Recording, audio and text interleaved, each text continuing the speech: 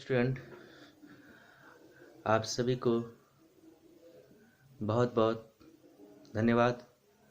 आप मेरे चैनल को सब्सक्राइब कीजिए और वीडियो को देखिए, लाइक कीजिए।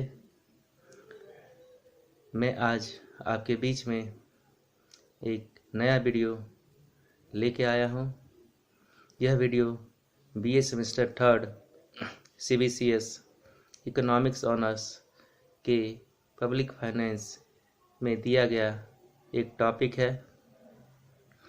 टॉपिक का नाम है गुड्स एंड सर्विस टैक्स, अर्थात वस्तु एवं सेवा कर, जिसे माल एवं सेवा कर भी कहते हैं। जीएसटी एक अप्रत्यक्ष कर है। जीएसटी क्यों लाया गया? जीएसटी क्या होता है? जीएसटी के क्या क्या बेनिफिट हुए और जीएसटी में किन किन सेक्टर्स को क्या क्या फायदे हुए, ये सभी चीज़ों का मैं आज इस वीडियो के माध्यम से आपके बीच में डिस्कस करूँगा। सबसे पहले समझते हैं कि जीएसटी क्या है। What is GST? That means goods and service tax क्या है। जब हम जीएसटी की बात करते हैं, गुड्स एंड सर्विस टैक्स, इसमें दो वर्ड्स है, वस्तु और सेवा। वस्तु एक अलग चीज होती है, सेवा अलग चीज होती है। वस्तु का अर्थ होता है कि जिस चीज को हम छू सकते हैं, जिसमें मूवमेंट होती है, उसे वस्तु कहते हैं। जैसे बिस्किट हो गया, तेल हो गया, इसके अलावा जितनी भी चीजें हो गई वो गुड्स कहलाती है।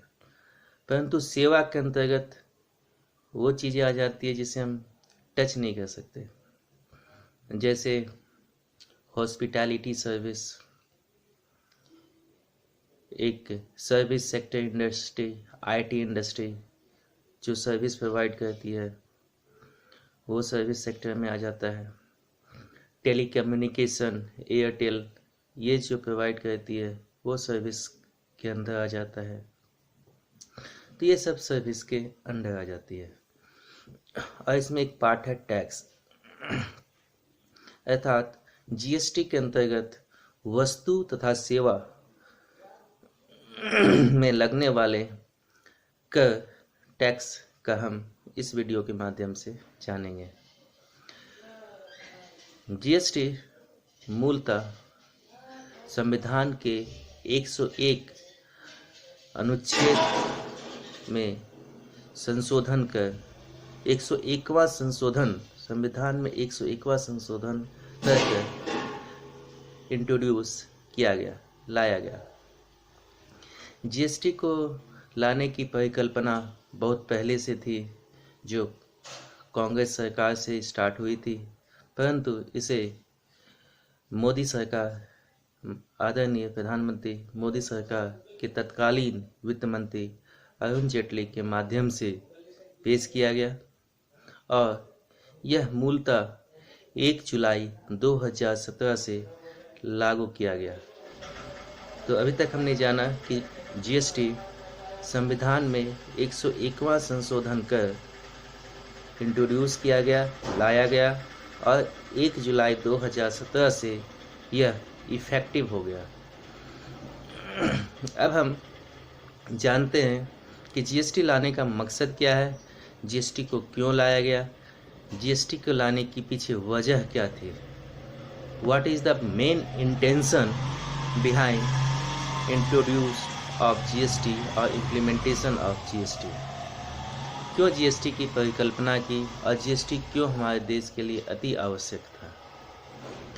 सबसे पहले हम ये जानते हैं कि जीएसटी से पहले हमारे देश में, हमारे देश की आर्थिक व्यवस्था में टैक्स की क्या व्यवस्था थी। किसी वस्तु या सेवा पर सेंटर भी टैक्स लगाती थी, केंद्र सरकार भी टैक्स लगाती थी और राज्य सरकार भी टैक्स लगाते थे। सेंटर जो टैक्स लगाते थे उसमें कई तरह के टैक्स आते थे, जिसमें एक्साइज ड्यूटी था जो वस्तु के मैन्युफैक्चर पे लगता था। उसके अलावा एडिशनल ड्यूटी ऑफ एक्साइज था। इसके साथ साथ कस्टम ड्यूटी थी। उसके साथ सर्विस टैक्स था और कई तरह के सेस और सरचार्ज लगाए जाते थे। इसके साथ स्टेट गवर्नमेंट वैट लगाती थी, सेल टैक्स लगाती थी, परचेस टैक्स लगता था, एंटरटेनमेंट टैक्स लगता था, लग्जरी टैक्स लगता था, एंट्री टैक्स था, लॉटरी टैक्स था, गैम्बलिंग टैक्स था, बेटिंग टैक्स था और सेंट्रल गवर्नमेंट CST भी लगाती थी, सेंट्रल सेल टैक्स भी लगाती थी।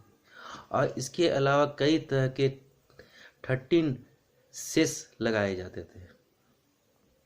अर्थात टैक्सों का एक तरह से मार्केट था जिसमें कई तरह के टैक्सों को लगाया जाता था और जो भी व्यवसायी थे उनको टैक्स को मेंटेन करना, किन वस्तु पे कितना टैक्स लगेगा उसका हिसाब रखना, उस पे अलग अलग टैक्स को बिल पे लिखना, उसका ऑडिट करवाना एक तरह से एक बहुत ही मुश्किल का काम था, एक हेडेक का काम था।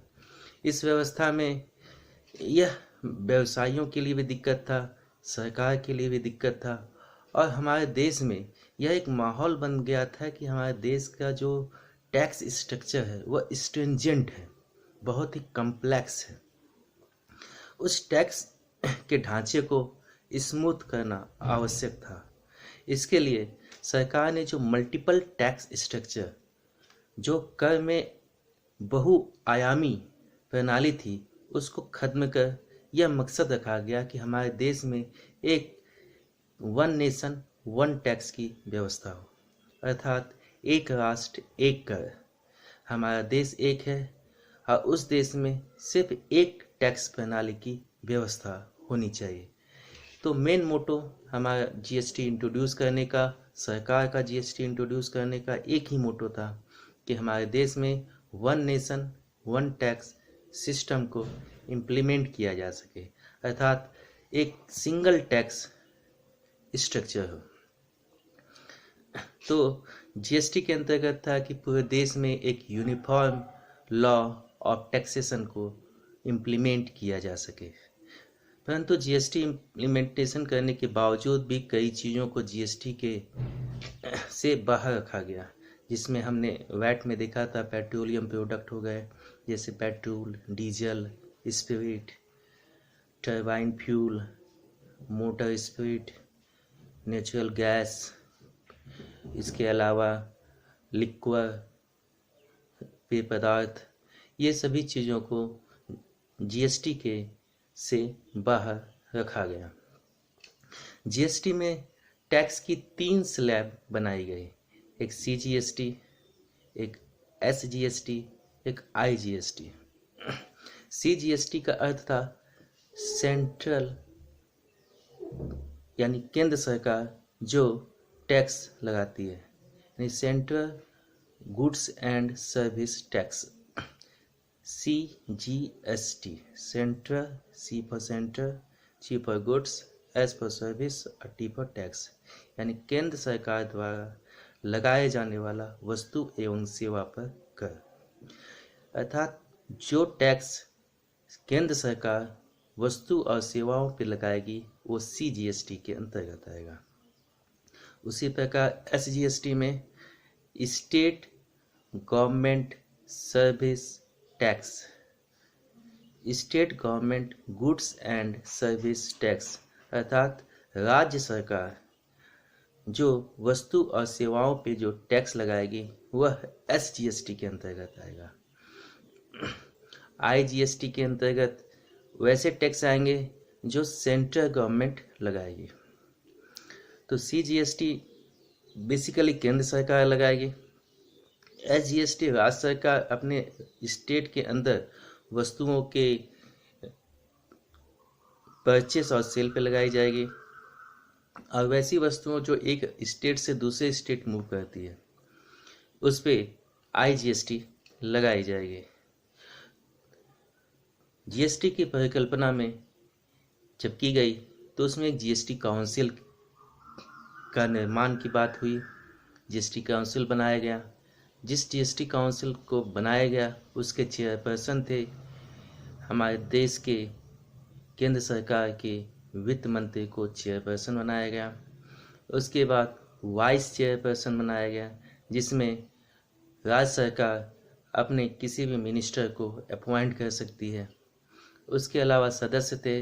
उन सदस्यों में प्रत्येक राज्य तथा केंद्र शासित प्रदेश के वित्त मंत्री थे और उनकी सहमति से जो भी जीएसटी के डिसीजन होते थे, जीएसटी को में जो भी सुधार होने थे, वो चीज़ को किया गया।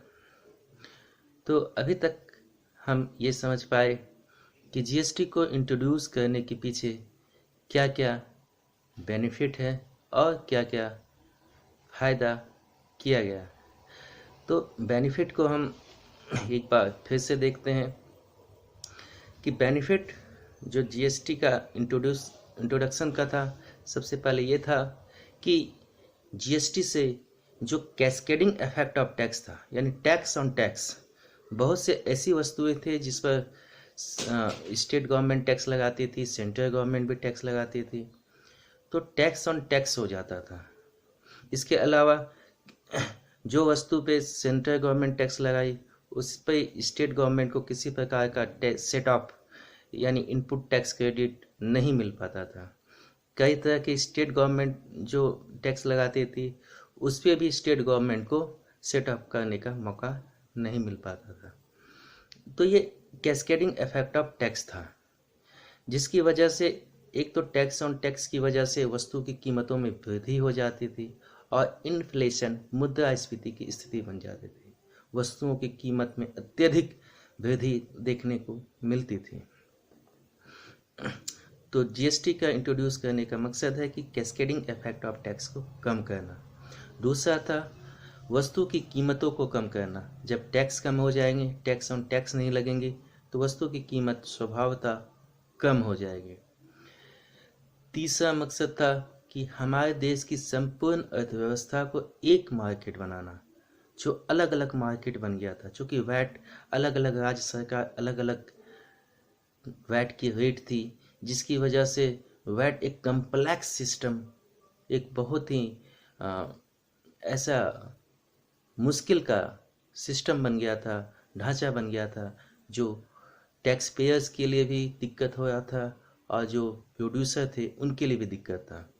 इसलिए वैट को ख़त्म करना और पूरे अर्थव्यवस्था, पूरे देश की अर्थव्यवस्था को एक मार्केट में बांधना, यह जीएसटी का मुख्य उद्देश्य था। इसका उद्देश्य यह था कि जो भी टैक्स पेयर्स हैं, जो टैक्स देते हैं, उनको आसानी हो, उनको टैक्स का कैलकुलेशन करने में आसानी हो, उनको टैक्स की गणना करने में आसानी हो, टैक्स किन किन वस्तुओं पे क्या लगाया जाएगा, यह जानने के लिए भी उन्हें आसान हो, उन्हें ज़्यादा मुश्किल का सामना ना करना पड़े।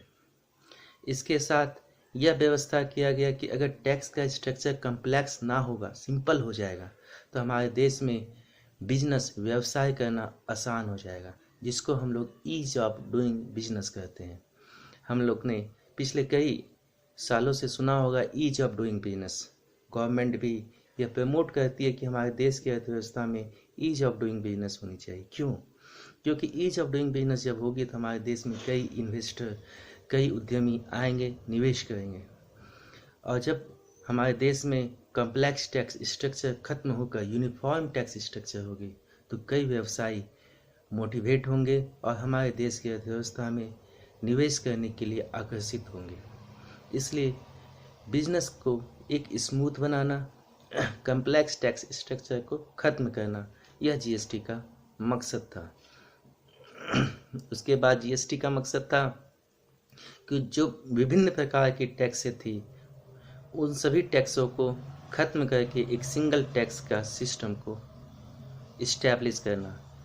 उसके बाद जीएसटी का मुख्य उद्देश्य था कि सीएसटी को ख़त्म करना, सेंट्रल सेल टैक्स को ख़त्म करना। इसके अलावा था कि जो भी स्टेट थी, पुअर स्टेट थी, जिसकी टैक्स कलेक्शन कम हो पाती थी उन स्टेट को भी फायदा पहुंचाना। और इस जीएसटी का दूसरा उद्देश्य था कि उपभोक्ता को जागरूक करना और टैक्स ज़्यादा से ज़्यादा सरकार के पास वसूला जा सके, कमाई हो सके। यह भी जीएसटी इम्प्लीमेंट करने का मकसद था। जीएसटी इम्प्लीमेंट करने का मुख्य उद्देश्य यह भी था कि मेक इन इंडिया, जो मोदी गवर्नमेंट सरकार की एक प्रमुख योजना थी, उस योजना को सक्सेस बनाना। क्योंकि मेक इन इंडिया तभी बन पाएगी, तभी अच्छी तरह से इम्प्लीमेंट हो पाएगी, लागू हो पाएगी, जब हमारे देश में सिंप्लीफाइड सिंपल टैक्स स्ट्रक्चर हो पाएगी।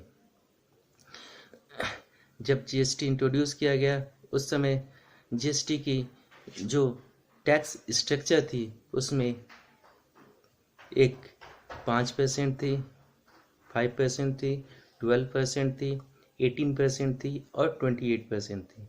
अब कुछ को वस्तु को नील पे रखा गया था। तो नील को तो हम लोग ये भी मान सकते हैं कि कोई टैक्स देने की आवश्यकता नहीं है। तो हमारे देश में 4 तरह के टैक्स के स्लैब को रखा गया: 5%, 5%, 12%, 12%, 18%, 18% और 28%।